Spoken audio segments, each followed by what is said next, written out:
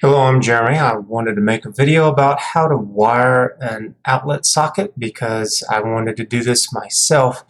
I didn't find any good videos, so I'm just going to make one. Too much fluff and too many videos. This doesn't take very long to explain. I replaced all of them. Got a lot. I went through about 20.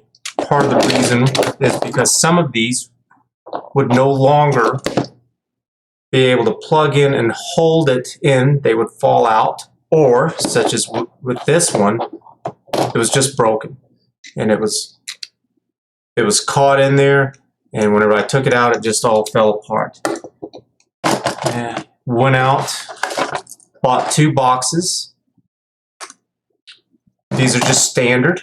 They're very cheap. They're less than a buck each. This is a box of 10. Bought at Home Depot. It was around, I don't know, it was $5 to $10.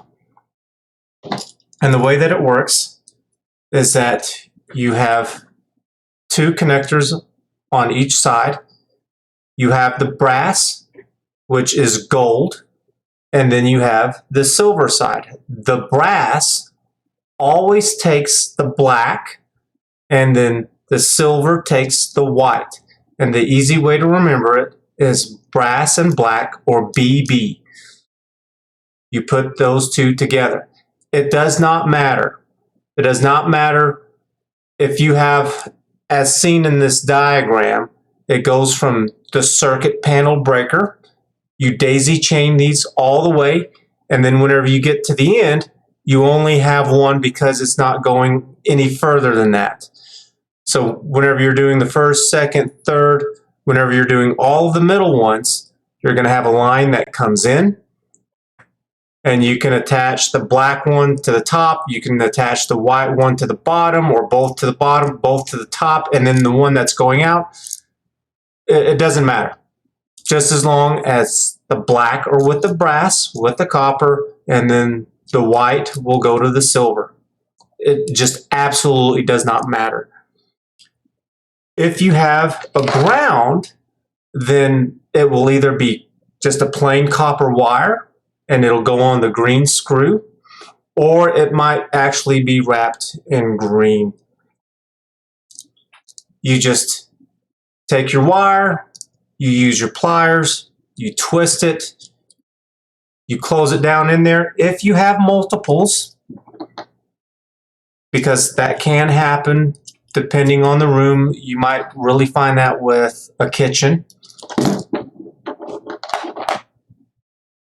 And so if you have several, say like white wires, and you'll have just as many with black, you can put them all together, and then you can make a pigtail.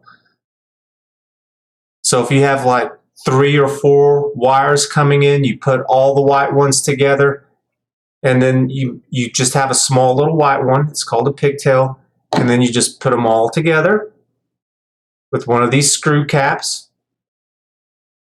You just screw it all, they all need to be bare. And then that way, to connect to the outlet, you only have the one where you loop it and you connect it to the new one. Instead of trying to do, if you try to connect more than 2 of these to one of these, it becomes really tricky. What I found that works is that you might have to unscrew it. It is tight, but you can apply the force to open it more, or take it all the way off if you really need to. And in order to find out how much you need, is on the back, there is a gauge that lets you know where it needs to be. And so I know this is a little hard to see, but that's the gauge.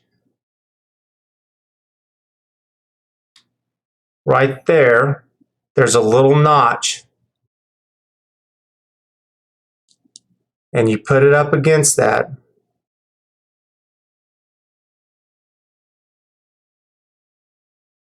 and that's how much you need. It does not have to be exact. Try one more time to see if it'll focus here on it. But there's just that little notch right there, and that's it.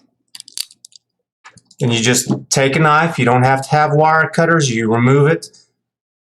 Does not need to be exact at all. Get as close as you can. This larger hole is the ground. They suggest to have it on the bottom, but it doesn't have to.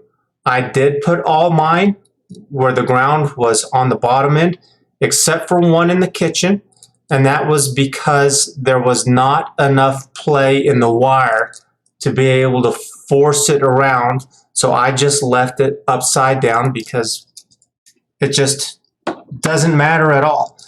There are also these little holes in the back which you can shove it right into, and you can connect it that way and it'll lock in.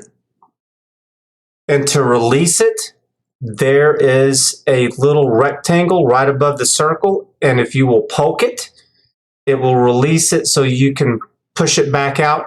But nobody recommended doing that at all. Everything that I saw, they were all telling everyone that you need to use the nuts, that it's a much better way to secure it, that you're going to get better service out of it for some reason. In my place, it has old wiring where it only has 2 wires. It didn't have the third, but that's okay because I was having to use these adapters, which in the back, it has the 3. You plug it into whatever, and then you can plug it into one of these old ones that has just 2 in it. It's a pain. They don't cost very much. You can buy them at Walmart or Home Depot or whatever. And then I also went ahead, I bought new plate covers.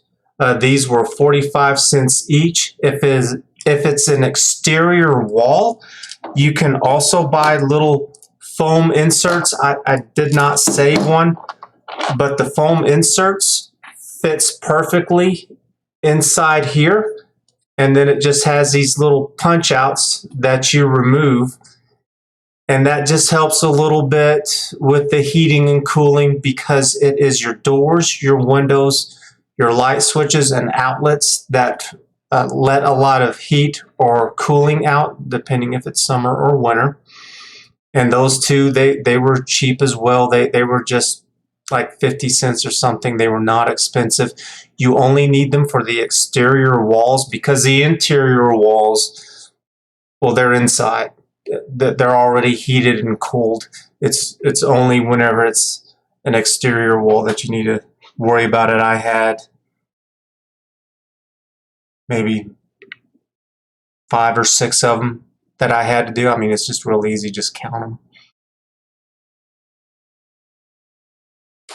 And that's the gist of it. If you needed to replace these, if you have an old one or maybe you have a new one and one of them isn't working, or if it's just broken in 2, this is something that anyone can do at home. I hope this helped. Like and subscribe. Thanks. Bye.